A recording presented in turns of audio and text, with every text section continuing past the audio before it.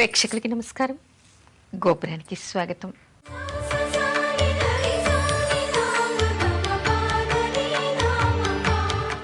ముక్కోటి ఏకాదశి విశేషం ఏమిటి?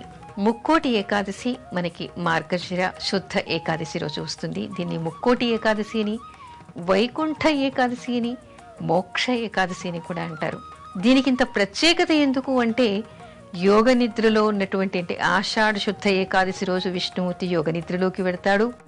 క్షీర సముద్రంలో ఆయన యోగ నిద్రలో ఉంటాడని, చాతుర్మాస్యాల తర్వాత మనకి కార్తీక శుద్ధ ఏకాదశి రోజు ఆయన యోగ నిద్ర నుంచి బయటికి వస్తాడు అని చెప్పుకున్నాం. కార్తీక శుద్ధ ఏకాదశి తర్వాత మళ్ళీ మార్గశిర శుద్ధ ఏకాదశి రోజు వైకుంఠంలో దేవతలందరికీ ఆయన ఉత్తర ద్వారం నుంచి దర్శనం ఇస్తాడట. అందుకని ఈరోజు వైకుంఠాన ఉత్తర ద్వారం దగ్గర ఆయన అందరికీ దర్శనం ఇస్తాడని చెప్పేసి ముక్కోటి దేవతలు కూడా వైకుంఠానికి వెంచేస్తారని, ఆ తర్వాత నరక బాధలు తప్పించుకోవడానికి స్వర్గానికి వెళ్లటం కోసం, తమ పాప పరిహారం చేసుకోవడం కోసమని పితృలోకాల నుంచి పితృదేవతలంతా కూడా అక్కడికి వేంచేస్తారని చెప్తారు. అంటే వైకుంఠంలో ఈ రోజు ఉత్తర ద్వారం నుంచి దేవతలందరికీ విష్ణుమూర్తి దర్శనమిస్తాడు కాబట్టి దీనికి వైకుంఠ ఏకాదశి అనేటువంటి పేరు. ఆ తర్వాత ముక్కోటి దేవతలు అక్కడికి వేంచేస్తారు కాబట్టి దీనికి ముక్కోటి ఏకాదశి అనే పేరుందని కూడా అంటారు. అది కాదు, ముక్కోటి ఏకాదశులు చేసినటువంటి పుణ్యం ఈ ఒక్క ఏకాదశి వ్రతం చేయటం వలన వస్తుంది కాబట్టి దీనికి ముక్కోటి ఏకాదశి అనే పేరు వచ్చిందనేటువంటి వాదన కూడా మనకి కనపడుతోంది. అదేమిటంటే, పూర్వకాలం వైఖానసుడు అనేటువంటి ఒక రాజు ఉండేవాడు. ఆ రాజుకి ఒకరోజు ఒక కల వచ్చిందిట. ఏమిటి అంటే, తన పితృదేవతలంతా కూడా నరకంలో బాధపడుతున్నారు, ఏడుస్తూ ఉన్నట్టు ఆయన చూసేట. అయితే వాళ్ళ నరక బాధలు తప్పించడం కోసం, పితృదేవతలకి ఆ బాధలు పోవడానికి తాను ఏం చెయ్యాలి అని చెప్పేసి కొంతమంది పండితుల్ని కనుక్కున్నట్ట. వాళ్ళేం చెప్పారంటే, ఈ మార్గశిర శుద్ధ ఏకాదశి రోజు ఎవరు నియమంగా ఉపవసించి విష్ణుమూర్తిని అర్చిస్తారో, అంటే ఏ కామన కోసం వాళ్ళు చేస్తారో ఆ కామ్యం నెరవేరుతుంది అంటారు. అంటే ఏ కామన కోసం చేశాడైనా వాళ్ళ పితృదేవతలకి నరక బాధలు పోవాలని చెప్పేసి ఈ ఏకాదశి రోజు నియమనిష్టలతో ఆయన వ్రతం చేసి ఆ పుణ్యాన్ని పితృదేవతలకి ధారపోసేట. అలా చేయటం వల్ల వాళ్ళకందరికీ కూడా నరక బాధలు పోయి మోక్షప్రాప్తి కలిగిందిట. అలా మోక్షప్రాప్తి పితృదేవతలకి ఏకాదశి వల్ల కలిగింది కాబట్టి దీనికి మోక్ష ఏకాదశి అనేటువంటి పేరు కూడా వచ్చింది. ముఖ్యంగా మనకి శ్రీరంగంలో ఇది ప్రత్యేకంగా కనిపిస్తుంది.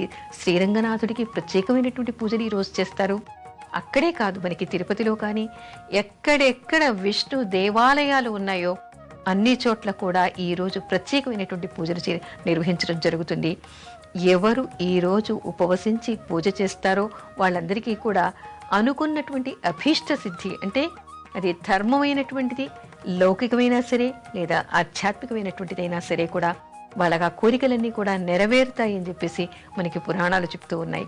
చాలా మంది ఏమిటంటే, మనకి సంవత్సరంలో దాదాపు 24 ఏకాదశులు వస్తాయి. ఈ 24 ఏకాదశులు చేయలేకపోయినా కొంతమంది చతుర్మాస్యాల్లో వచ్చేటువంటి ఏకాదశులు చేస్తారు. కొంతమంది అవి కూడా చేయకుండా అశక్తులుగా ఉన్నా కూడా ఈ ముక్కోటి ఏకాదశి రోజు మాత్రం తప్పనిసరిగా ఈ వ్రతం చేసి వాళ్ళు దీక్ష పూనుతూ ఉంటారు, విష్ణుమూర్తి పూజలు చేస్తూ ఉంటారు. ఇది ఒక ప్రత్యేకమైనటువంటి ఏకాదశిగా చెప్తారు.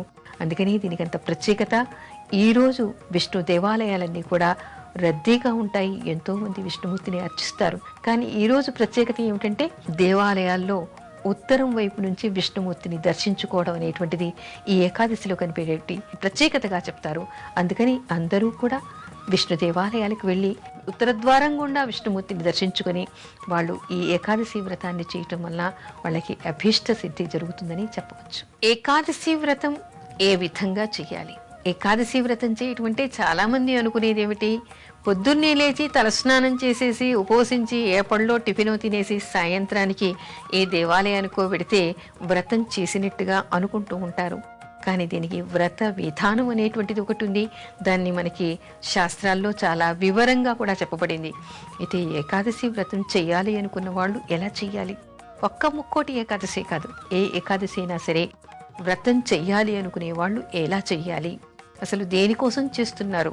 కేవలం భక్తి పారవశ్యంతో విష్ణుమూర్తి అనుగ్రహం కోసం చేస్తున్నారా, లౌకికమైనటువంటి కోరికల కోసం చేస్తున్నారా, లేదా ఆధ్యాత్మికంగా వాళ్ళకి ఏదైనా సిద్ధి కలగాలని, తత్వం తెలుసుకోవాలని, ఆధ్యాత్మిక చింతన కావాలని, మోక్షప్రాప్తి కావాలని, లేదా భగవద్ దర్శనం కావాలని చేస్తున్నారా? ఏదో ఒక కోరిక ఉంటుంది. ఏదీ లేకపోతే భగవంతుడి దర్శనం కోసమైనా చేస్తారు. సరే, కోరిక ఏదైనప్పటికీ కూడా వీళ్ళు చేయాల్సినటువంటి విధానం ఏమిటి అంటే, ఎవరైతే ఏకాదశి వ్రతం చేయాలి అని అనుకుంటారో వాళ్ళు దానికంటే ముందు రోజు అంటే దశమి రోజు మధ్యాహ్నం పూట మాత్రమే భోజనం చేయాలి. అది సత్వాహారాన్ని తీసుకోవాలి, మద్యమాంసాన్ని విడిచిపెట్టాలి. తర్వాత కఠినమైనటువంటి పదార్థాన్ని, జీర్ణం కానటువంటి పదార్థాన్ని ఆ రోజు వాళ్ళు తినకూడదు. రాత్రిపూట వాళ్ళు భోజనం చేయకూడదు. తులసి తీర్థం మాత్రమే తీసుకుని ఉండాలి. బ్రహ్మచర్యం చేయాలి, భూసేనం చేయాలి అంటే నేల మీద పడుకోవాలి. ఆ తర్వాత ఏకాదశి రోజు మనకి ఏం చెప్తాం, పుణ్యకాలం ఎప్పుడు బ్రాహ్మీ ముహూర్తంలో నిద్ర లేవాలి. అంటే తెల్లవారుజామున 3 గంటలకే నిద్ర లేవాలి, తల స్నానం చేయాలి, నది దగ్గర ఉంటే నదీ స్నానం చేయాలి.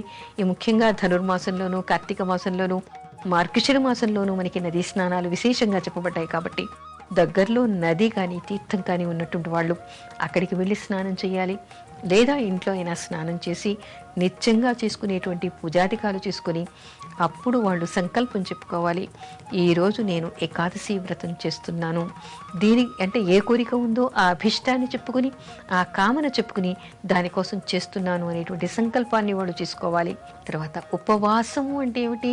తినకపోవడం అనేటువంటి అర్థం కాదు. ఉపవాసం అంటే సమీపాన ఉండటం అనేటువంటి అర్థం వస్తుంది. ఎవరికి సమీపాన ఉండాలి? భగవంతుడికి సమీపాన ఉండాలి. అంటే ఎప్పుడూ దేవుడి గదిలో ఫోటో ఎదురుగా కూర్చోవడని అర్థం కాదు. భగవన్నామం చేస్తూ ఆత్మలో, మనస్సులో ఆ భగవంతుడిని నిలుపుకోవాలి. అంటే మనం ఫోటో దగ్గరికో దేవాలయం దగ్గరికో వెళ్ళటం కాదు, మన మనసులోనే ఆ విష్ణుమూర్తిని ప్రతిష్ఠించుకొని అహర్నిశలు ఆయన ధ్యానం చేస్తూ ఆయన సమీపాన, మానసికంగా ఆయన సమీపాన ఉండి ధ్యానం చేస్తూ ఉండాలి. ఆ రోజంతా కూడా నియమనిష్టలు అంటే ఏమిటి? లౌకికంగా చేసేటువంటి స్వార్థమైనటువంటి పనులు కానీ, మద్యమాంసాలు కానీ ఇలాంటివి కాదు. సాంసారికమైనటువంటి విషయాలు కానీ చర్చించటం కానీ, లేదా అబద్ధాలు ఆడటం కానీ ఇలాంటివి ఏవీ లేకుండా నోటిని పరిశుద్ధంగా పెట్టుకుని, అంటే కొన్ని అపవాక్కులు పలకటం చేస్తూ ఉంటారు కొంతమంది, ఏవేవో మాట్లాడుతూ ఉంటారు. అలాంటి మాట్లాడకూడనటువంటి అపశబ్దాల్ని మాట్లాడకుండా, ఎవరిని తిట్టకుండా, శపించకుండా, కోప్పడకుండా వాక్కును పరిశుద్ధంగా పెట్టుకుని సత్వమైనటువంటి గుణంతో విష్ణునామార్చన చేస్తూ, విష్ణునామస్మరణ చేస్తూ సాయంత్రం వరకు ఉండి, సాయంత్రం పూట నక్షత్రాలు వచ్చిన తర్వాత మళ్ళీ ఇంట్లో దీపారాధన చేసుకుని దేవాలయానికి వెళ్ళి ఉత్తర ద్వారం ద్వారా, ఈరోజైతే ముఖ్యంగా ఉత్తర ద్వారం ద్వారా విష్ణుమూర్తిని దర్శించుకొని ఆ తర్వాత ఇంటికి వచ్చి, ఉండలేనటువంటి వాళ్ళైతే సత్వాహారాన్ని తీసుకోవడం, ఉండగలిగిన వాళ్ళైతే ఏ పండో ఫలమో లేదా తులసి తీర్థం తీసుకుని ఉండడం. తెల్లవార్లు కూడా తులసితో 1,00,000 అర్చనలు కానీ, లేదా ఇష్టమైన రీతిగా అర్చనలు చేసుకోవడం, విష్ణుమూర్తి కథలని పారాయణం చేయడం, రామాయణ భారత భాగవతాలు కానీ, విష్ణు పురాణం కానీ, ఇలాంటివి కృష్ణ భాగవతం కానీ పారాయణం చేయడం, లేదా భజనలు చేయటం, లేదా సామూహికంగా కూర్చొని విష్ణు సహస్రనామం చేయటం, లేదా ఏకాంతంగా కూర్చొని నారాయణ అష్టాక్షరీ జపం చేసుకోవడం. తెల్లవార్లు అలా జాగరణ చేయాలి. జాగరణ చేసిన తర్వాత మరుసటి రోజు ద్వాదశి ఘడియలు పోకముందే వీళ్ళు మళ్ళీ స్నానం చేసి పునఃపూజ చేసి వేదబ్రాహ్మలకి కానీ, ఉచితంగా పేదవాళ్ళకి కానీ, అంటే ఆ అన్నదానానికి అర్హులైనటువంటి వాళ్ళని పిలిచి వాళ్ళకి అన్నం పెట్టి, అంటే విష్ణుమూర్తికి నైవేద్యం చేసినటువంటి భోజనాన్ని వాళ్ళకి పెట్టి, వాళ్ళు తిన్న తర్వాత ద్వాదశి ఘడియలు వెళ్ళిపోకముందే వీళ్ళు కూడా భోజనం చేయాలి. అలా చేయటం వల్ల వ్రత సమాప్తి అవుతుందని, ఆ తర్వాత వాళ్ళు చేసినటువంటి సంకల్ప సిద్ధి కలుగుతుంది అని చెప్తారు. అంటే ఏకాదశి వ్రతం చేయాలంటే దాదాపు 3 రోజులుగా ఈ దీక్షను పాటిస్తున్నట్టుగానే మనకి కనపడుతోంది. కాబట్టి ఆ విధంగా ఎవరు చేస్తారో వాళ్ళు విష్ణుమూర్తి అనుగ్రహానికి పాత్రులవుతారని చెప్పేసి మనకి శాస్త్రవచనం ఉంది.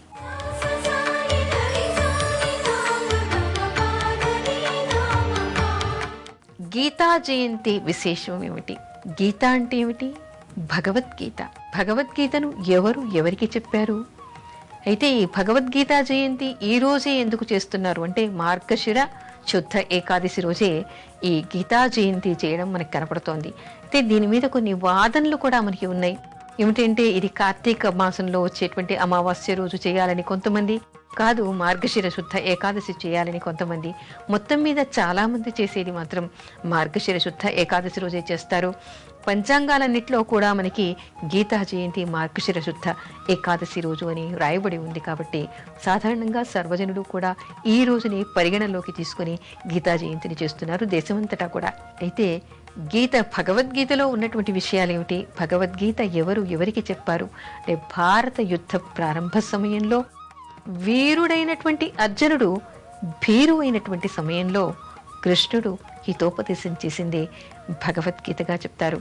అంటే ఆ యుద్ధ సమయంలో రథాన్ని ఎక్కిన తర్వాత తన గురువులని, తర్వాత పెద్దవాళ్ళని, తండ్రుల్ని, తాతల్ని, సోదరులని అందరినీ చూసిన తర్వాత వీళ్ళందరినీ నేను చంపాలా, కేవలం రాజ్యం కోసం నేను ఈ పని చెయ్యాలా, ఇది నేను చెయ్యలేను అని అంటే రక్త పాశానికి, అక్కడ ఉన్నటువంటి మోహానికి, మాయకి వివశుడై వీరుడైనటువంటి అర్జునుడు బిరువుగా మారిపోయాడు. కృష్ణ నాకు ఈ యుద్ధం అక్కర్లేదు అని చెప్పాడు. అప్పుడు కృష్ణుడు ధైర్యం చెప్పి వెన్నుతట్టి కర్తవ్య బోధన చేసి హితబోధ చేసినటువంటిదే ఈ భగవద్గీతగా చెప్తారు. 18 అధ్యాయాల్లో కూడా మనకి కనిపించేటువంటివి అనేక విషయాలు కనిపిస్తాయి. ప్రతి మనిషికి జీవితంలో సంఘర్షణలు, సందేహాలు, సంశయాలు వచ్చినప్పుడు ప్రతి వారి సంశయానికి, ప్రతి వారి సందేహానికి, ప్రతి సంఘర్షణకి కూడా గీతలో జవాబు దొరుకుతుంది అని చెప్తారు.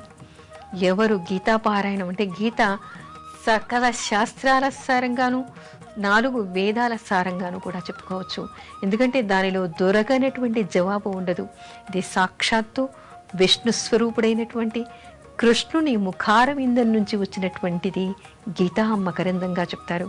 అంటే గీతా మకరందం. మకరందం అంటే ఏమిటి? ఒక తేనె.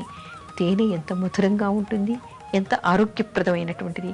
అదేవిధంగా ఈ గీతామృతాన్ని తాగిన వాళ్ళకి కూడా మకరందాన్ని తాగినట్టుగాను వాళ్ళ ఆ మానసిక, శారీరక ఆరోగ్యానికి బాగు చేసేదిగాను కూడా ఇది ఔషధంగా కూడా పనిచేస్తుంది. అంటే ఏమిటి? ఎక్కడ ఎవరికి ఏది కావాలన్నా అందరికీ అన్ని సందేహాలకి తీర్చేటువంటిది, జవాబు ఇచ్చేటువంటిది గీతగా చెప్తారు.